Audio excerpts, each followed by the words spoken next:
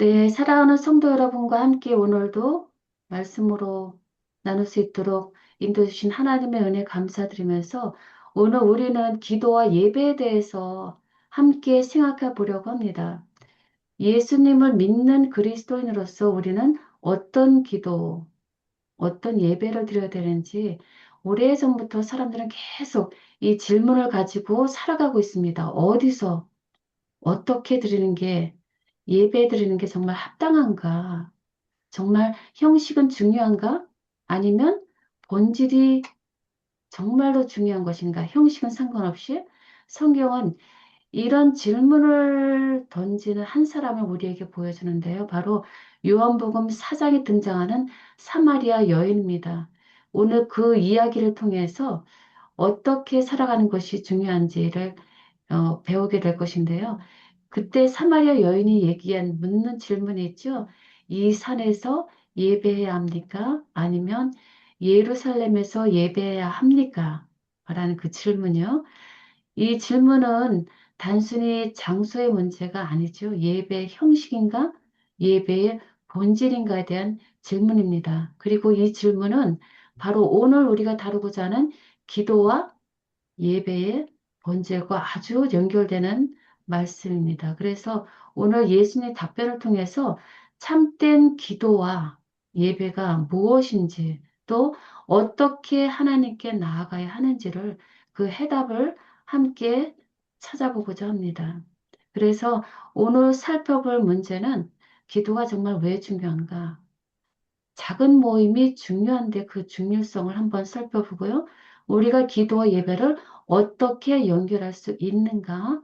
그리고 마지막으로 신령과 진리로 드리는 예배가 무엇인가? 그리고 신령과 진리로 드리는 예배를 드리자라는 것으로 오늘 함께 순서를 나아가 보려고 합니다.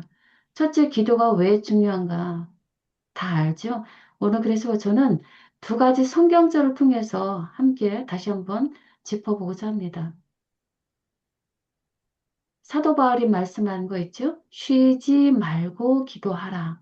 라고 하는 것은 이거는 그냥 예수님의 명령이지요. 쉬지 말고 기도하라 라고 하는 명령을 말씀하셨고, 그리고 예레미야에서도 너는 내게 부르짖으라. 내가 내게 응답하겠고, 내가 알지 못하는 크고 비밀한 일을 내게 보이리라 라고 하는 말씀을 통해서 부르짖으라 라고 명령하셨고요. 그렇게 우리가 기도하게 될 때 어떤 약속을 주세요? 내가 반드시 너에게 응답하겠고, 내가 알지 못하는 크고 비밀한 일을 내게 보이리라 라고 하는 약속과 축복의 말씀을 주셨는데 이 말씀을 통해서도 우리는 이 두 가지 성경을 통해서 우리는 반드시 기도가 필요하다라고 하는 기도의 중요성을 알 수가 있죠. 그리고 우리는 기도와 예배가 따로가 아니라 기도와 예배는 반드시 연결되어야 한다라는 것을 확인할 수 있는데요. 첫 번째, 기도는 개인적인 기도가 있겠고, 가정에서 드리는 예배가 가정적인 기도가 있고, 그리고 공적인 차원에서 드리는 기도가 있습니다. 그리고 예배란 하나님께 드리는, 하나님께만 드리는 공식적인 경배가 바로 예배이다라고 우리는 정의 내릴 수 있죠. 그래서 기도와 예배는 따로 분리되지 않고 서로 보완되며 서로 함께 가야 한다라는 것을 기도와 예배는 연결되어져야 한다라는 것을 우리는 여기서 먼저 짚고 넘어가야 합니다. 그리고 그것 외에도 우리는 그리스도인으로서 반드시 작은 모임을 드려야 하는데 작은 모임의 중요성이 왜 어떤 것들이 있는지 먼저 살펴보도록 하겠습니다. 우리가 작은 모임으로서 함께 모일 때 그곳에 하나님께서 역사하신다는 것입니다. 두세 사람이 모이는 곳에 하나님께서 함께 하신다라고 하는 성경절에도 있는 것처럼 우리가 함께 기도할 때 그곳에 성령님이 역사하신다는 것이죠. 그리고 우리가 마음문을 열고 함께 모여서 기도할 때 하나님의 축복이 그곳에 임한다는 것입니다. 천사들이 그 모임 가운데 함께 하신다라는 사실이죠. 그리고 그 장소에서 우리가 작은 모임에 다른 것으로 할 것이 아니라 말씀과 기도와 사랑의 교제가 필요하다는 것입니다. 말씀과 기도와 사랑의 교제는 작은 모임에 있어서 꼭 필수다라는 것이죠. 그것이 성실을 지키는 능력이다라고 오늘 본문 교재에 말씀하고 있습니다. 그곳에 그리스도께서 함께 하시고 우리와 동행하시고 우리와 함께 끝까지 함께 하시고 축복 주고자 기다리시는 예수님의 마음을 우리가 잊지 말아야 되겠습니다. 그러므로 결론은 무엇일까요? 함께 모여서 기도하며 말씀을 연구하고 사랑의 교제를 나누라 라는 것이 되겠죠. 그래서 그렇게 할 때 우리는 영혼을 준비하는 길이 된다는 것입니다. 그런 작은 모임과 가정 예배와 작은 모임의 예배와 그리고 공적인 예배를 통해서 우리는 영혼을 준비하는 길로 나아가고 있는 것입니다. 그래서 영혼을 준비하는 방법에 대해서 우리가 구체적으로 살펴보게 된다면 하나님의 빛 가운데 서게 된다라는 것입니다.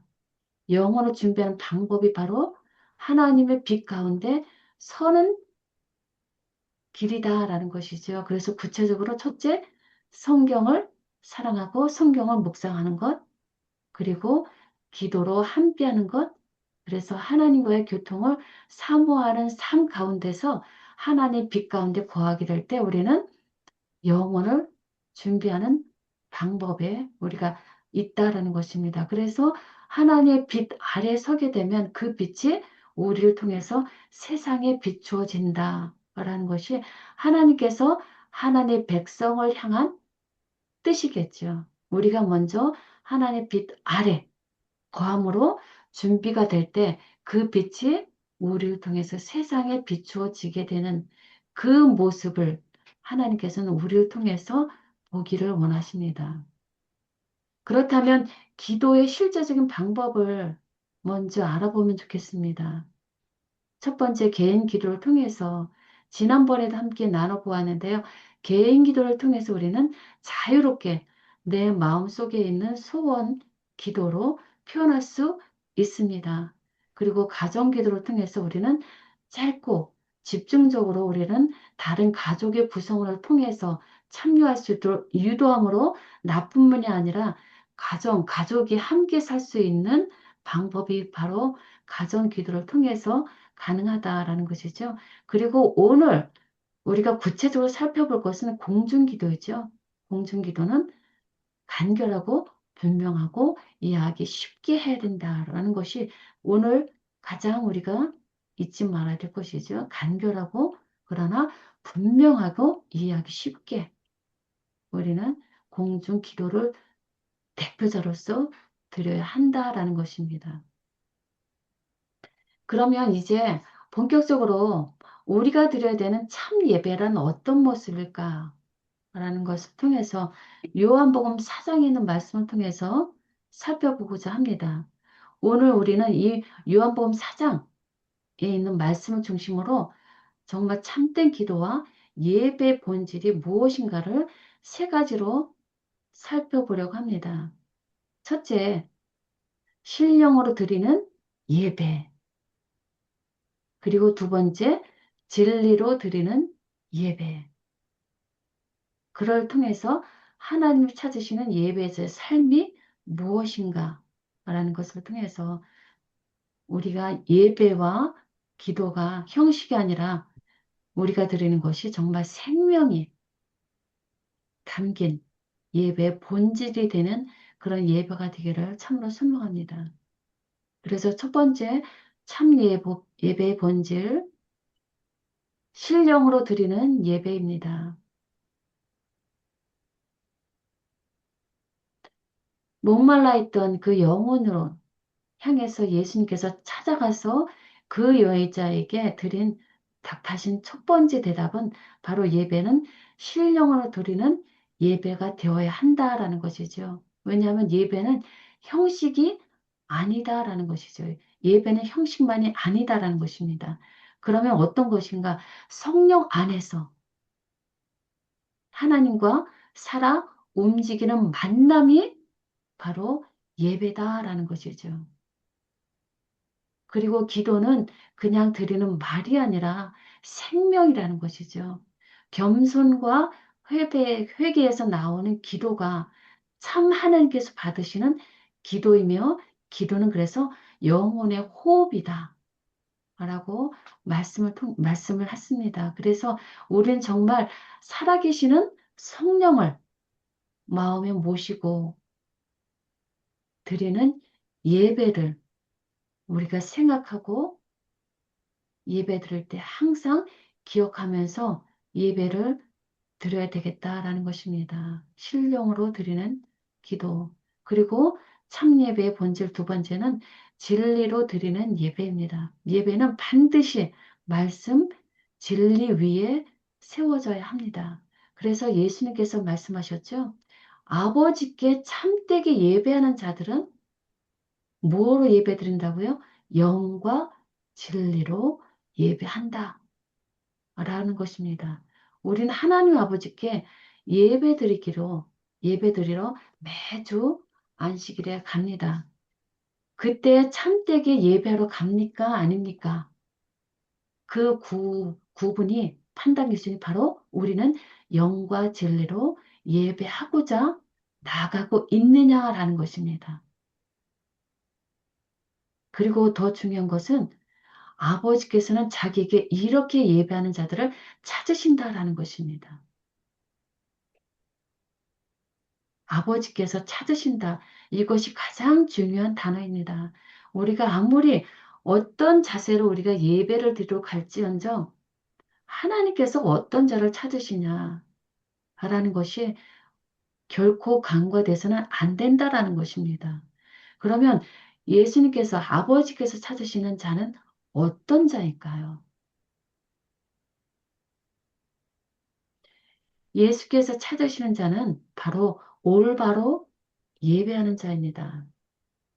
누가복음 18장에서 바리새인과 세리의 기도의 비유를 통해서 예수님은 우리가 드리는 기도와 예배의 참 모습이 어떠한지를 잘 설명하셨습니다. 두 사람이 등장하죠. 바리새인이 서 있습니다. 당당히 서서 기도합니다. 자신의 의를 자랑합니다. 자신의 모든 것이 자랑스러웠고 자신의 의를 내세워서 앞에 서서 당당하게 기도합니다. 그러나 뒤편에 한 사람이 서 있지요. 세리입니다. 멀리 서서 눈을 들지도 못하고 가슴을 치면서 기도합니다. 어떤 기도죠? 하나님이여, 나를 불쌍히 여기소서. 하나님이여, 나 여기 있습니다. 나를 불쌍히 여기소서. 가슴을 치는 이 한 죄인, 세리가 있습니다.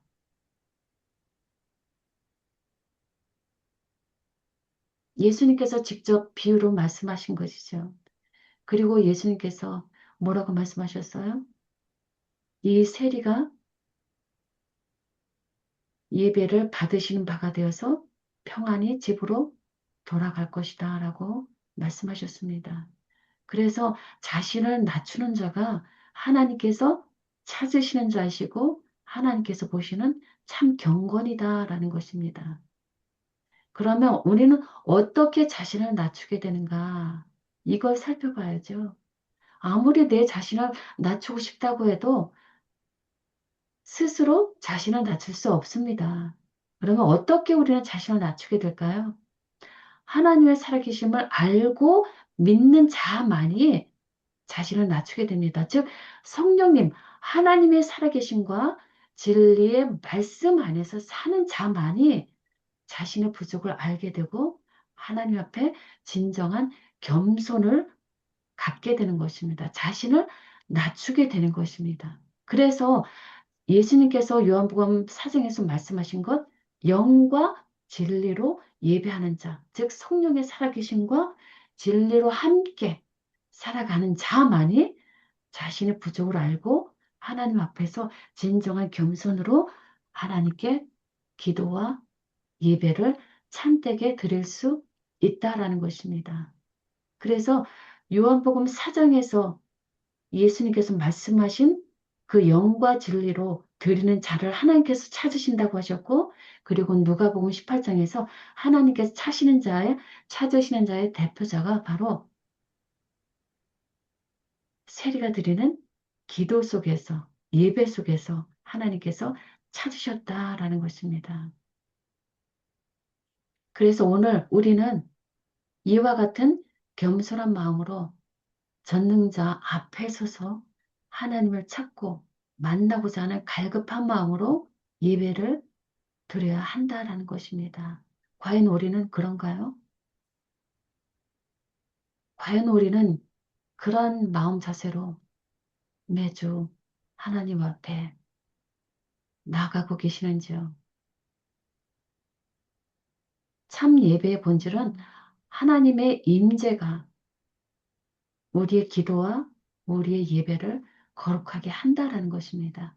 하나님의 임재만이 우리가 드리는 기도와 예배를 거룩하게 하십니다. 그러므로 우리는 참된 순경심을 가지고, 즉 하나님의 위대함과 임재를 깨닫는 마음으로 나아가야 한다라는 것입니다. 그리고 우리는 예배 드릴 때 어린아이에게도 하나님을 거룩히 여기는 마음을 심어주고 데리고 나아가야 한다라는 것입니다. 공경하는 마음이 행동으로 나타날 때 우리 감정이 깊어진다라는 것입니다. 사랑하는 여러분, 하나님 앞에 서는 것은 자신의 참된 모습 그대로를 드러내는 것입니다. 그리고 하나님이 찾으시는 예배자는 완벽한 사람이 아니라 하나님 앞에 내 있는 모습 그대로 서 있는 사람입니다. 그 자리에서 우리의 죄가 드러나고 우리의 마음이 낮아지고 그리고 우리의 삶이 변화되는 것입니다. 성령께서 함께 하셔서 우리에게 거룩한 삶이 시작되는 것입니다. 이것이 참 예배의 본질이다. 라는 것이 가장 제가 여러분들께 나누고 싶었고요. 그리고 제가 준비하면서 다시 한번 깨닫게 된 아주 중요한 부분이었습니다. 그리고 오늘 본문을 통해서 우리가 배우게 되어야 될 공중 기도에 대해서 이제 자세하게 나눠보도록 하겠습니다. 우리가 때때로 교회 나가서 대표자로서 공중 기도를 드릴 때 있습니다. 그럴 때 어떤 마음 자세로 우리는 공중 기도를 드려야 하는가? 공중 기도는 하나님의 임재로 우리는 임재해야 할 책임이 있습니다. 그리고 우리는 지속적인 기도로 흔들리지 않는 믿음을 세워주는 자세로 나가야 합니다. 그리고 너무 길거나 건조해서는 안 되며 간결하고 아주 요령 있게 드려야 합니다. 그리고 몸이 건조한 긴 설교와 형식적인 기도를 피해야 합니다. 형식적인 기도를 피해야 한다라는 것입니다. 짧고 요점이 뚜렷하며 진실해야 하고 쉬운 말로 그러나 질서 있게 기도해야 한다라는 것입니다. 쉽지만 우리가 드려야 될 기도의 요점을 질서 있게 해야 한다라는 것입니다. 그래서 우리가 드려야 될 기도의 모본이 있다면 바로 주 기도문이죠. 우리 기도의 실증입니다.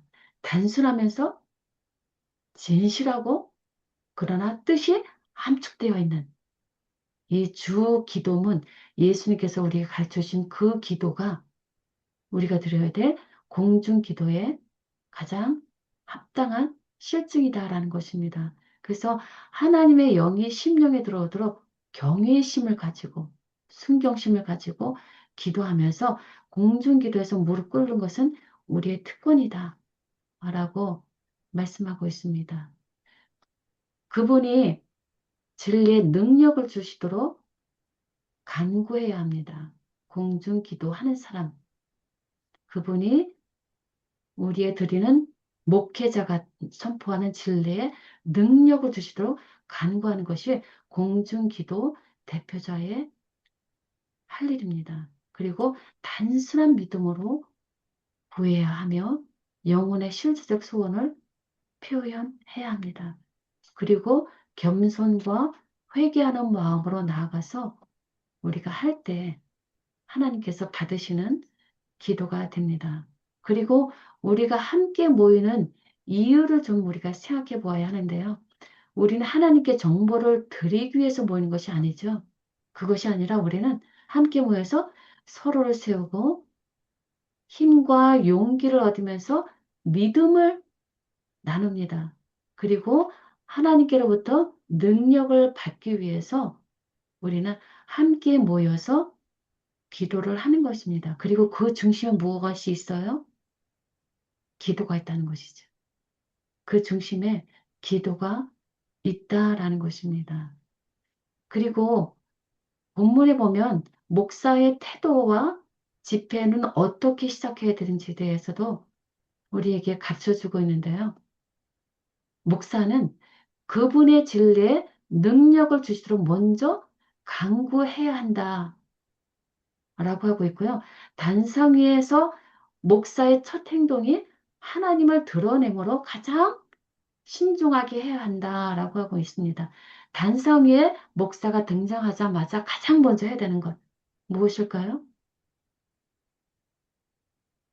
하늘을 향해서 그리고 고개를 숙여서 단상 위에서 드리는 그 기도로 시작하게 되면 말씀의 능력과 응답이 확증된다라는 것입니다. 그래서 이 목사가 드리는 첫 번째 행동을 통해서 보는 모든 성도들의 예배는 엄숙하고 경이롭게 진행될 수 있다라고 말씀하고 있고요. 그리고 또 다른 말씀 더 두 가지가 있는데 때때로 우리는 예배에 변화가 있도록 해야 한다라고 말씀하고 있습니다. 그것이 한 단편으로 아이들에게도 읽는 것과 기도하는 일에 동참하게 하라라고 하고 있는데요. 제가 참여하고 있는 이 미국 교회에서도 아이들이 성경 봉독하는 것과 기도하는 일에 동참하도록 하고 있습니다. 그래서 그것은 참 아이들을 미래의 일꾼들을 준비하는 일에 참 도움이 되는 것 같고요. 그들이 드리는 순수하고 단순한 마음으로 드리는 예배가 보는 어른들에게서도 많은 감화를 주는 때가 있습니다. 그래서 이것을 우리도 활용해서 해보는 것이 참 필요하다는 생각이 들고요. 그래서 저는 성경에서 드리는 공동 기도가 어떤 것이 있을까를 좀 찾아보았는데요. 공동기도 여호사밧이 역대하 20장에서 통해서 위기 때 드리는 기도가 있었고요. 모압과 암몬의 침략 앞에서 유다 왕 여호사밧이 드리는 그 공동 예배, 공동 기도가 있었고요. 그리고 회개 기도 드릴 때도 공동 기도를 하고 있었고요. 그리고 교회의 사명을 위해서 드리는 기도가 있었고요. 성도를 위한 중보 기도가 사도행전에 몇 군데서도 있었습니다. 그러면 공동 기도에 드리는 중요한 특징이 무엇일까요? 첫 번째는 한 마음으로 드리는 기도입니다.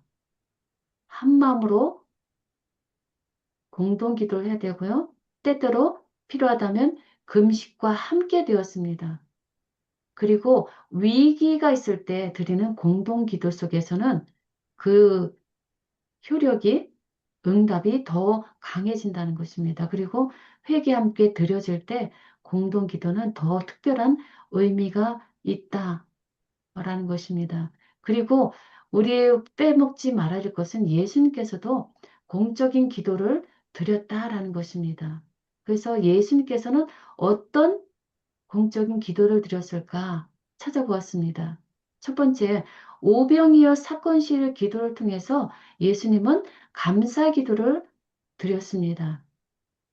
모든 사람들 앞에서 하나님께서 이루어주신 놀라운 이적을 일으켜 주신 하나님께 대해서 감사의 기도를 드린 것이 예수님의 공적인 기도의 모습이죠. 그리고 나사로 무덤에서 기도하실 때 제자들의 믿음을 세우는 기도를 통해서 예수님께서는 공적인 기도를 하셨습니다. 그리고 요한복음 17장을 통해서도 그 제자들이 잠자고 있는 그 자리 속에서도 예수님은 결코 하나님께 대한 제자들을 향한 중보 기도를 잊지 않으셨지요. 그리고 빼먹지 말아야 될 것은 겟세마네 기도를 통해서 예수님은 끝까지 자신의 사명을 다하겠다라고 하는 하나님께 대한 순종의 기도를 드렸습니다. 그래서 이런 네 가지 모습을 통해서 예수님은 공적인 기도를 드리셨는데 그 예수님의 기도의 특징을 살펴보게 되면 예수님은 새벽에 보통 기도를 많이 하셨다라는 것입니다. 어디에서요? 한적한 곳에서. 중요한 결정을 하실 때, 그리고 사역 중에도 예수님은 계속 지속적으로 기도하셨다라는 것입니다. 그리고 어떤 내용을요? 감사와 순종하겠다는 것. 그리고 이 세상 사람들 향한 중보를 위해서 예수님은 기도하셨다라는 것입니다. 이러한 모습이 우리의 모본이 되어야 한다라는 것입니다. 그래서 이 책에서 드리는 기도의 모본, 기도를 어떻게 해야 되는가라는 것을 예수님의 기도 모본을 통해서 정리해 보게 되면 공적으로 기도할 때 예수님은 간결하고 명료하게 하셨다. 아까 말씀드린 공적인 기도의 특징이죠. 간결하고 명료하되 함축적으로 하셨다. 그리고 무릎 꿇고 기도하셨다. 단순하지만 진실되고 집중된 기도를 하셨다라고 하는 것이 오늘 본문을 통해서 우리가 배워야 할 모든 것을 함축적으로 여기에 기록해 놓은 것입니다. 그러나 이것대로 예수님은 기도를 하셨다라는 것입니다. 그러므로 예수님의 기도는 우리의 참 모본이다 라는 것을 우리는 다시 한번 확인해야 할 줄 압니다. 그래서 예수님께서 드린 기도와 그리고 오늘 책을 통해서 우리가 배운 모든 것을 우리는 반드시 삶에 적용을 해야 하는 것이죠. 그래서 어떻게 적용해야 될까? 첫 번째, 개인과 가정에서 기도 시간을 더욱 많이 갖도록 해야 되겠다. 라는 것이죠. 그리고 우리가 공중기도 할 때 우리에게 특권이 주어지게 된다면 짤 때 분명하게 하나님의 임재하심을 간구하면서 우리가 참여해야 되겠다라는 것이고요. 그리고 예수님의 모본을 따라서 우리가 신앙을 실천해야 되겠다라는 것이죠. 그래서 결론 드리면 기도와 예배는 의무가 아니라 생명을 살리는 능력의 근원이다라는 것입니다. 기도와 예배는 신앙의 활력과 기쁨의 근원이다. 오늘 우리가 하나님께 간절히 나아갈 때 우리는 응답을 경험할 것입니다. 그러나 실천할 때만 변화가 있겠죠. 그래서 오늘 이런 결단을 하고 싶습니다. 하루의 기도 시간을 정하시고 말씀과 찬양으로 하나님께 나아가서 교통하기로 결단하면 좋겠습니다.